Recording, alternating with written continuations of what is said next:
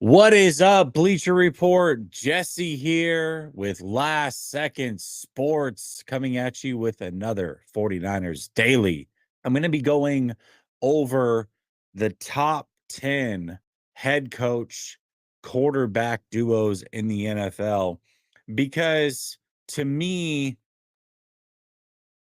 great head coaches and great quarterbacks, especially when in tandem, is what gets you to the playoffs. That's what gets you Super Bowl championships.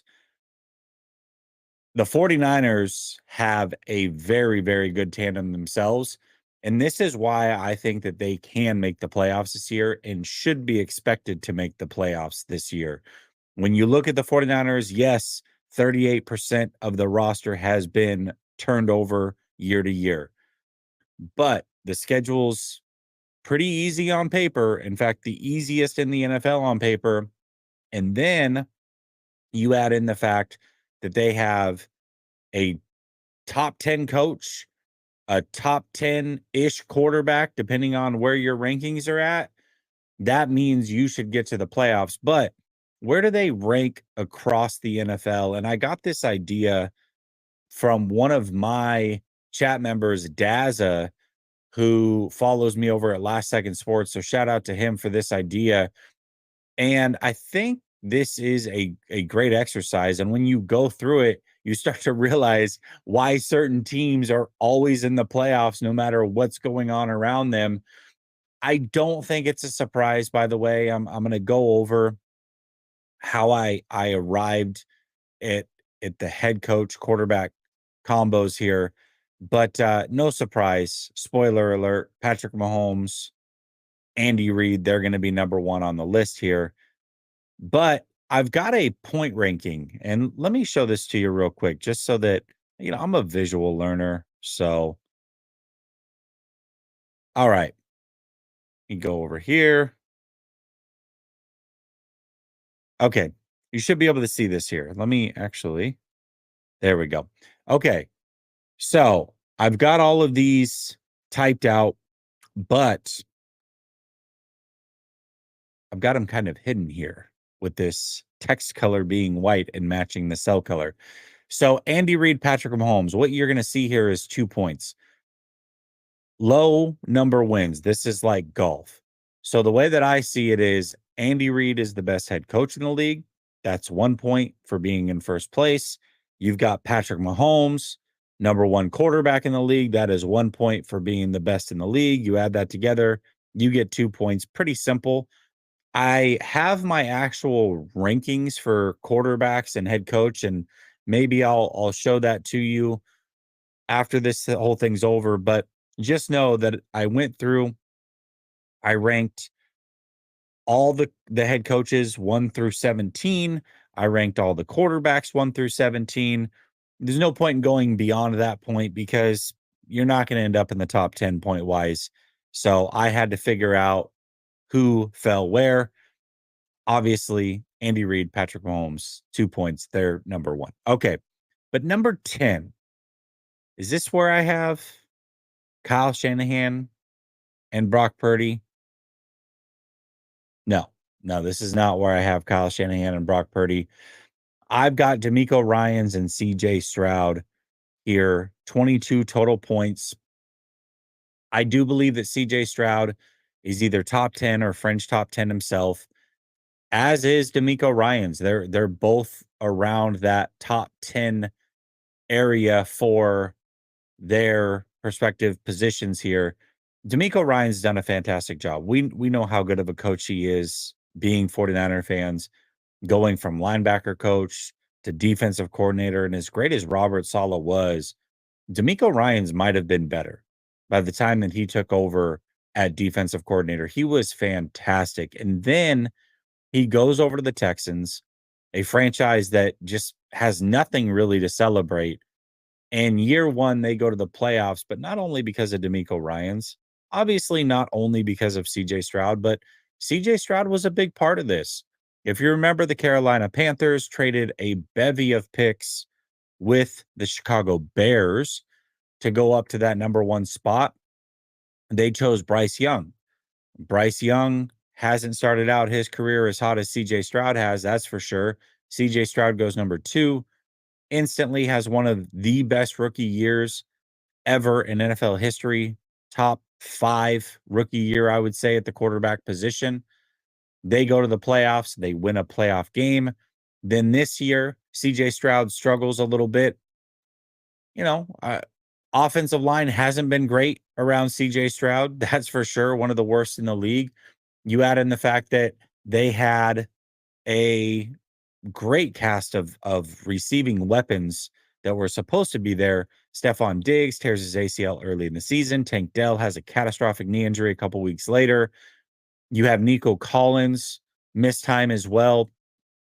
And CJ Stroud kept things afloat just enough to get to the playoffs and to win another playoff game. So 2 seasons, this pairing together has made it to the playoffs both seasons and won a playoff game both seasons. Now they haven't made it past round 2, but still very impressive for a team and a franchise that really had nothing going on. Number 9 is this. Actually, here we go. Is this where I have Kyle Shanahan and Brock Purdy? Answer also no. Jared Goff and Dan Campbell.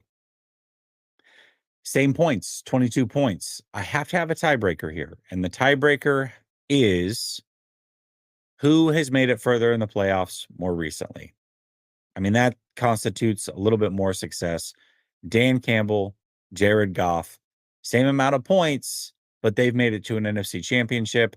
Last year, obviously, made it to round 2 as well, although they got upset in a major way by the Washington Commanders. But nonetheless, they've also made the playoffs the last couple of years. They've made it a little bit further. Dan Campbell, he might be the most controversial coach to rank. I feel like some people have him in their top 5 potentially. I saw that on ESPN. Some people don't think he's good at all. We're going to find out. We're going to find out how good is he really, because he lost both of his coordinators. Obviously, we know that stuff, but you look at Nick Sirianni, who lost both of his coordinators. They had a backstep for 1 year, still made the playoffs, by the way. Then he gets new coordinators. They win a Super Bowl. So Dan Campbell, first of all, taking over the Lions is worst franchise, if not the worst, one of the worst franchises before he got there. They've been fantastic. He just had both of his coordinators get poached, both getting head coaching jobs. So, yeah, that's going to be tough to overcome. His center just retired, so that's going to hurt Jared Goff as well. And I look at Jared Goff, might be the most underrated quarterback in the NFL. I'm not trying to sell you that Jared Goff is amazing by any means. But if you don't have Jared Goff top 10, I think that you're underrating him. I've got him 10, maybe 11-ish on my list, right around that area. But if you don't have him there, if you say he's the 15th, 16th best quarterback, I don't think you're being fair to who Jared Goff is. Jared Goff has succeeded in 2 different areas. He puts up some very good numbers. He made it to a Super Bowl with one team. He goes to another team, goes to an NFC championship. Again, great teams around him. He's not a guy that can carry a roster by any means, but there's not many quarterbacks in the league that can. Is Jared Goff a guy that I would have paid big money to? Probably not. Probably not, because he can't carry. But does he deserve to be in a top 10 conversation? Certainly. Either in or just out, but right around that area. So for me, I've got them at number 9, Campbell and Goff. All right. Is this where we see the 49ers? It is. I've got Shanahan and Purdy at number 8, 19 total points. This is a tandem who have made 2 NFC championship games. They've made it to a Super Bowl, narrowly losing that game. They beat Dan Campbell and Jared Goff. Actually, they will face DeMeco Ryans and CJ Stroud this year. This is a tandem that is it's going to go as far as Brock Purdy can take it, really. Kyle Shanahan before Brock Purdy was a top 10 head coach on everybody's list. Most people have him in the top 5. I personally have him just outside of my top 5, but he's a very, very good coach. Brock Purdy, last year I had him in the tail end of my top 10 quarterback rankings. Going into this year, I've dropped him slightly. I believe I have him around number 12. But overall, it is a good combo. And the 49ers should feel good going forward, knowing that this is the leadership that they have at the quarterback position, the head coach position. You combine those two, and you can win some games with this. It's been proven. So as the future of this roster is being built out, you love this combo. But also, let's not just talk about Kyle Shanahan when it comes to the 49ers. Obviously, this is a 49ers centric show. So we're going to talk a little bit more about the 49ers, maybe than some of these other combos. But when I look at the coaching in general, top to bottom for the 49ers, it's elite. It is or might be the best that has been in the Shanahan era. Now, I will say when they had D'Amico Ryans at linebacker coach, they had Robert Saleh defensive coordinator, Mike McDaniel was on the staff. That was an incredible staff. Don't get me wrong. But the reason that I put this staff up against it, potentially to rival it or be even better, is because you now have Robert Saleh coming back after being a coordinator, after now being a head coach and getting into that position of defensive coordinator again. That is so much value that he's gotten from being a head coach and now coming back. He's a way better head coach, or better coach, I would imagine, than he was 3 years ago, 4 years ago when he left. And then you bring in other good coaches. I'm drawing a blank on who Robert Saleh brought in, who was God, what's his name? Bradley. Bradley, who hired Robert Saleh once upon a time. He's been a head coach. He is now a assistant head coach. And then this is probably the best special teams coordinator they've had in Brant Boyer. So top to bottom, this coaching staff is elite, in my opinion. Very, very good coaching staff. Sir, if I just take coaching staffs, top 5, top 5. I may have Shanahan himself outside the top 5, but coaching staff top to bottom. I mean, the Eagles have a very good staff. The Chiefs obviously have a very good staff. Trying to think who else that I would put to rival them. Rams, maybe the Rams, but I mean, this is top 5 for sure. So very, very good coaching staff, top to bottom for the 49ers. And when you add Shanahan and Purdy together, I've got 19 total points. That puts them at number 8. And you've got to be wondering yourself, geez, how did you find 7 head coach quarterback combinations? Let me talk through it. Obviously, we've got Reed and Mahomes, number 1, 2 total points. No surprise there. All right, who do I have at number 6, the slot above Shanahan and Purdy? Just barely 2 points ahead of him.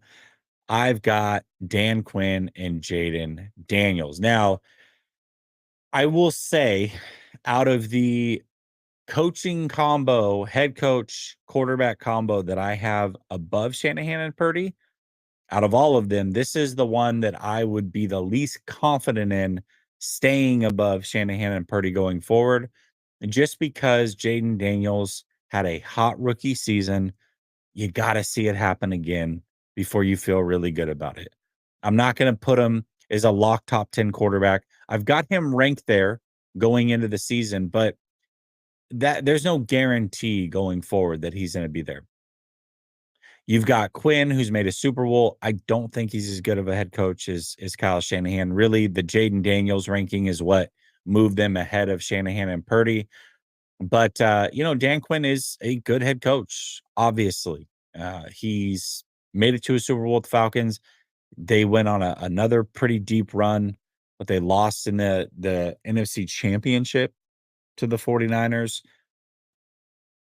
I don't remember. Was he the coach of that team? Either way, then last year he takes over for the Washington Commanders, and they go on a heater to another NFC championship. So he certainly has proven across multiple organizations that he can get it done as well.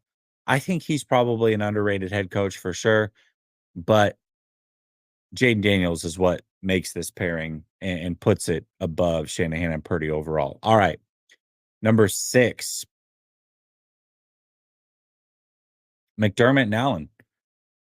McDermott is probably the defensive version of Kyle Shanahan.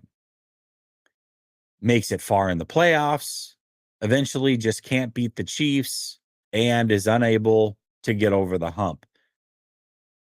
Buffalo Bills fans will tell you that McDermott kind of melts down late in games. I think 49er fans can say that about Shanahan at times. And so I think there's a lot of similarities there, but McDermott is the defensive side. He's a defensive coach, and Shanahan's an offensive coach. Josh Allen, to me, is the second best quarterback in the league.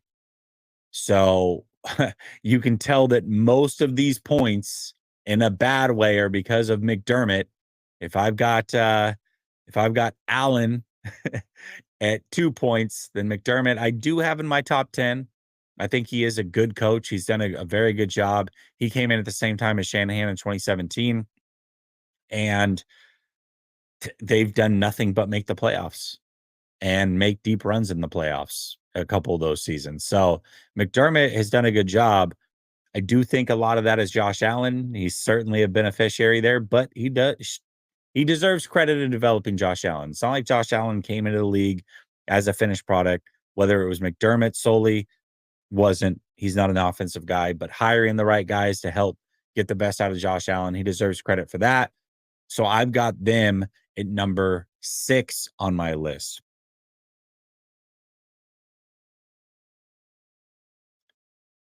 Harbaugh and Herbert. Number 8. And you know what? Actually, I've got this mixed up. I'm going to change it right now on the fly.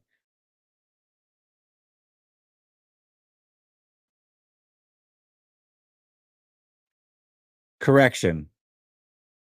McDermott and Allen are now at number 5. Harbaugh and Herbert are at number 6. Let me talk through them, and let me talk through why I've got Allen and McDermott ranked a little bit higher. Herbert's been nothing but a good quarterback since he's entered the league. We talk about really good rookie seasons. As good as CJ Stroud's rookie season was, as good as Jaden Daniels' rookie season was statistically, Herbert probably had a better rookie season than both of them. It was phenomenal. And then when you factor in the fact that he had the worst offensive line of football, he wasn't slated to start. He literally got thrown in week 2 because the the quarterback ahead of him got his lung punctured when they were trying to administer a shot pre-game against the Kansas City Chiefs, I believe. So he had to come in and play against that team as a rookie. Justin Herbert has been sensational. Now, he's not elite. And the reason he's not elite is because, well, twofold. One, he hasn't gotten it done in his 2 chances in the playoffs. That does matter for sure. Had a bit of a meltdown this last year in the playoffs. There's no way around it. I'm not going to allow one game to override everything I've seen from Justin Herbert because he's been consistently really, really good. But also, when I look at the elite quarterbacks, I say no matter who in the league joins their team, they're still the best player on that team. I can't say that about Justin Herbert. Now, I can say that Justin Herbert is the best player currently on the Chargers. I don't think there's a debate about that. But let's say Saquon Barkley goes to the Chargers. Barkley's probably the better player. Barkley's probably the better player. And that's why I can't say that Herbert is elite. I think he's just outside of elite status, though. I think he's a bona fide top 10 quarterback. I've had him there for 3 years running, maybe the 6th best quarterback in the league. I think Justin Herbert is phenomenal, and then Harbaugh, we know how good he is. I mean, national championship in college, takes a program like Stanford, turns them into winners, goes to the 49ers, 3 straight NFC championship games, a Super Bowl appearance. Then he goes to the Chargers, and in year 1, they make the playoffs. Harbaugh's a really, really good head coach. Really good head coach. So between the two of them, I got them at 12 points total. McDermott and Allen on the fly, I had to move them ahead twofold. One, much like earlier with Campbell and Goff, Ryans and Stroud, Campbell and Goff have made it further in the playoffs as of late. And as good and as important as head coaches are, I think quarterbacks are the most important thing for a football team. And Josh Allen is elite. Justin Herbert is not. So for that reason, I have to move them up into the 5 slot. Okay. Number 4. This one's tough. This one is so tough for me because when I look at the quarterback position, Jalen Hurts, not my cup of tea. When I look at head coaches, Nick Sirianni, not my cup of tea. But I think it would be nothing but hate at this point if you just can't give them their due respect. They just won a Super Bowl. They were just in a Super Bowl 2 years prior and almost won that game as well. Jalen Hurts, when you look at him statistically in the playoffs, he's one of maybe 5 quarterbacks in NFL history who get better when they make it to the playoffs. Their stats improve when they make it to the playoffs. Jalen Hurts is one. Joe Montana is one. Josh Allen is one. There might be 1 or 2 more guys, but it is rare for that to happen. Guys don't usually, even as great as Tom Brady is or Patrick Mahomes, they don't get better when when the lights shine brightest. They don't. They're phenomenal, but they aren't statistically better across the board the way that Hurts, Allen, Montana, and maybe a couple more guys were. So you do deserve credit for that. Hurts played phenomenal throughout the playoffs last year. He did it the other time that they were in the playoffs and went to the Super Bowl. And even in a down year when everything fell apart, they still made it to the playoffs. Again, Sirianni, not my cup of tea. But when you have 2, 3 coordinators in 3 seasons get promoted to be head coaches, you're obviously doing something right. And probably the only reason that he didn't have 4 is because Fangio's been there, done that, and is much older and is never going to be a head coach in the league again. But if Fangio was 45 and this was his first rodeo, he would have been promoted too. So Sirianni, certainly, much like Dan Campbell, potentially, is heavily reliant on his coordinators. Sure. But he's done a good job in hiring those coordinators, and you cannot knock a Super Bowl victory. It just is what it is. So, as much as I'm not a fan of either one as individuals, they're not my cup of tea for different reasons. You got to give them their props, man. I've got them number 4 on my list. Number 3, McVay and Stafford, 7 points. Stafford also top 5 quarterback in my opinion. He's not elite, but he is bona fide top 10 until he ages out of it, which, that could happen this year. I mean, these guys could fall off the list as well. But as of right now, Matthew Stafford and Sean McVay have a Super Bowl together. They were the closest team to beating Sirianni and Hurts this last year in the playoffs in a snow game. This close to winning that game. And if they had won it, they probably would have been in another Super Bowl. McVay made a Super Bowl with another quarterback who's also on this list, and Jared Goff lost that one. So he's been in 2 Super Bowls. To me, he's the second best head coach right now in the NFL. I just think he's phenomenal. He can do a lot of what Shanahan can do when it comes to play calls, play designs. I don't think he's quite on that level by any means, but from a leadership standpoint, I think he's levels above Shanahan. I just think he gets the best out of his players. I think he's more willing to change things up than Shanahan. And I just think that he's the second best coach right now going. And Stafford still being a top five-ish quarterback, in my opinion, certainly a top 10 quarterback until proven otherwise. They're very, very high on my list. They deserve to be there. And this is why I think the Rams are going to be tough to beat for the 49ers. And this is why I have the Rams winning the division. Roster is good, don't get me wrong, but McVay and Stafford, one of the few, if you notice across the NFC, that are actually ranked higher than Shanahan and Purdy. We've got 1, 2, 3. I would have Shanahan and Purdy probably 4th in the NFC, and they're not far behind a couple of them. So McVay and Stafford, it's a very, very good combo.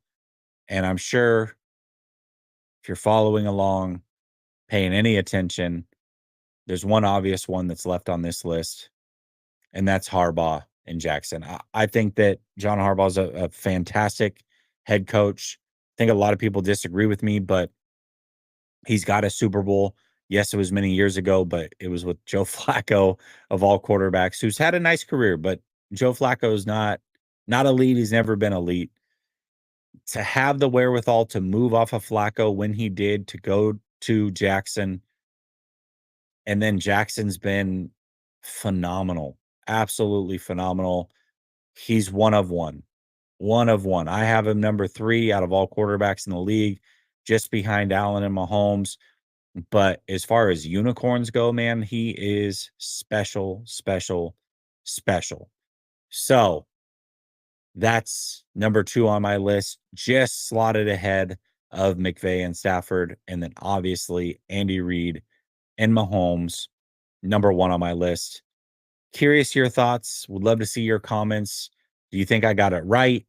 If not, excuse me, if not, what would you change? Do you like at least how I came up with my list? I'll show you here. I ranked the top 17, um, 17 head coaches and the top 17 quarterbacks. And in doing so, that's how I came up with this golf system. You can see here I've got Shanahan at my number 7 head coach. Remember, I've got the first cell taken up. So Shanahan would fall to number 7 on my list. And then I've got Brock Purdy at number 12 on my list, the quarterback position. So that's how I came up with the list. Curious your thoughts. And I'll be back tomorrow with another 49ers Daily. This has been Jesse with Last Second Sports. Have a blessed night. Peace.